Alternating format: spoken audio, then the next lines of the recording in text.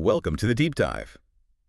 We're the place you come to cut through all the noise, get informed on some really fascinating topics without feeling completely overloaded. Yeah, trying to make sense of it all. Exactly. Yeah. And today, we're diving deep into something that, well, it touches every single one of us. Ambition. I mean, we all strive for something, right? But have you ever really stopped to think about the cost, like the real hidden cost of always striving, especially when it turns into this constant race against everybody else? It's a great question, and it's one we don't often ask, I think. We just kind of assume, ambition equals good. Right. So for this deep dive, we've really been immersing ourselves in Miroslav Volf's book, The Cost of Ambition. He's a pretty renowned theologian, a public intellectual, and he gives such a sharp look, a really penetrating gaze at this cultural story about ambition that honestly most of us just sort of buy into without thinking. Yeah, we just accept it. So our mission today really is to unpack his main argument. Because Volf says that ambition, especially the kind driven by always looking over your shoulder, always comparing, it's not just tiring, it's actually corrosive. Corrosive, that's a strong word. It is. He says it damages our relationships, our own well-being, and it even starts to unravel, the fabric of society. And what's really grabbed me is the paradox he digs into. He argues that when ambition comes from rivalry, from wanting to beat someone else, it actually, it dehumanizes us. Dehumanizes. Yeah. Wow. It sort of traps us in this zero-sum game thinking.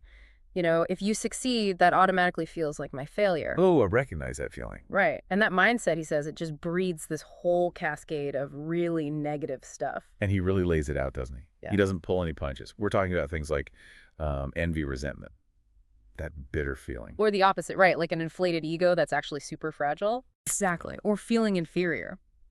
And this comparison trap, he says, it just eats away at trust, it breaks down communities. And it's a huge part of why we see so much toxic work culture, so much burnout everywhere. Yeah. What really hit me was how he connects it to ethics, like how it pushes people towards, cheating or lying, manipulating others just to get ahead or stay ahead. Which then makes you wonder, okay, if that kind of ambition is so bad, is all ambition just flawed? Is it inherently negative? Yeah, is ambition itself the problem? And that's where Volf makes this absolutely critical distinction. He draws a really clear line. On one side, you have that comparison-based ambition we've been talking about. Right. But on the other, he talks about value-based ambition. And that's about pursuing excellence, not to crush others, but to actually contribute something meaningful to the world. That distinction feels like the absolute core of his whole argument. It really is. Okay, so over this deep dive, we're basically going to take a journey through Volf's thinking. We'll start by looking at how this whole culture of comparison got so strong. Where did it come from? Yeah. Then we'll dig into the psychology, the philosophy. Like, why are we so driven to constantly measure ourselves against others? The deep motivations. Then we'll face, the moral and spiritual costs he talks about. And this is key, looking at what healthy ambition could actually look like. The positive alternative. And finally, maybe imagine, what could ambition be in a better world? It feels incredibly relevant right now, doesn't it? Totally. Volf points out how modern Western culture just prizes competition so highly. Often, sacrificing ethics, sacrificing inner peace along the way. You see it everywhere. Oh, yeah. Think about it from childhood, the playground, all the way up to the corporate ladder. We're almost trained, aren't we, to see how we stack up against the next person. Measured constantly. He gives examples from academia, politics, definitely corporate life, showing how these identities we build based on performance, they're not just unstable, they're really isolating. Yeah, it leaves you feeling like you're never quite enough. Exactly. Yeah. Perpetually insufficient. So it really makes you wonder then, what's driving this relentless need to compare? We've all felt it, I think. That little nudge to, keep up with the Joneses, or maybe even get one step ahead. Volf really gets into the weeds here, drawing from psychology, philosophy.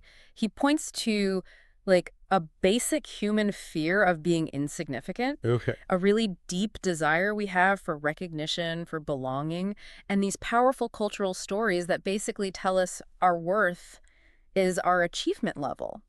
So it's tied to our value as people. Directly. And what's really insightful is his point about the scarcity mindset, this idea that there's only so much success to go around. Like only one person can be the best. Exactly. One winner, one top spot. It creates this zero-sum view of the world, and that, he argues, fuels anxiety and actively undermines cooperation community. And that scarcity idea flows right into the moral and spiritual costs you mentioned earlier.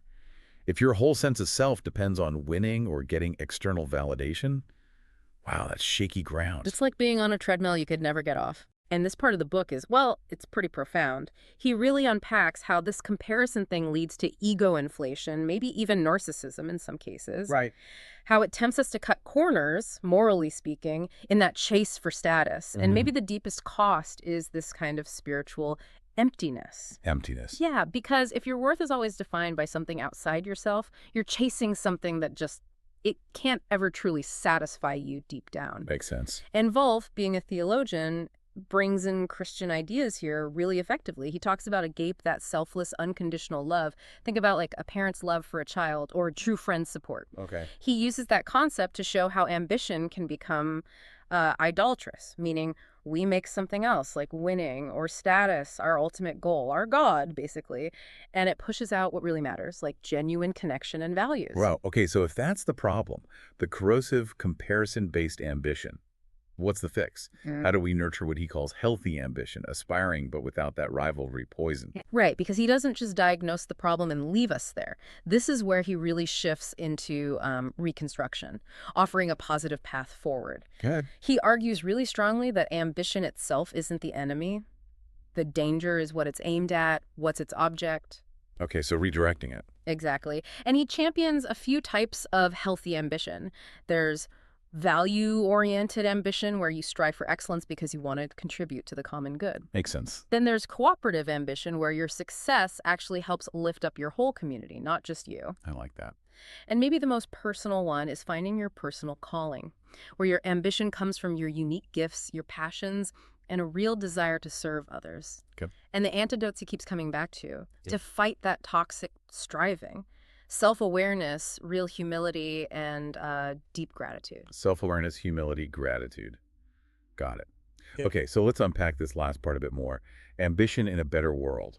That sounds maybe a little idealistic. What does he actually picture? Yeah, it could sound that way, but he grounds it. He ends the book with this really powerful call to just completely reimagine what success even means. Redefine success itself. Totally. He suggests that real success isn't about being better than others. It's about being fully ourselves, fully human. Fully ourselves. Yeah. And he imagines a world where we thrive not in cutthroat competition, but in communities of genuine encouragement. Places where everyone's unique gifts aren't just noticed, but actually celebrated. That sounds much better. Doesn't it? And he tries to sketch out what this might look like practically, you know, in schools and businesses, even in religious communities. How could we build cultures where everyone gets a chance to flourish, not just the winners? It's a compelling vision. You know, one thing that really impressed me about Wolf's work, besides just the ideas themselves, is his writing style. It's deep, philosophically, theologically, but somehow it doesn't feel heavy or preachy. No, not at all. I agree. His tone is so compassionate, it's thoughtful, and yeah, it challenges you, but it prompts reflection more than guilt, you know? And he doesn't just stick to theology.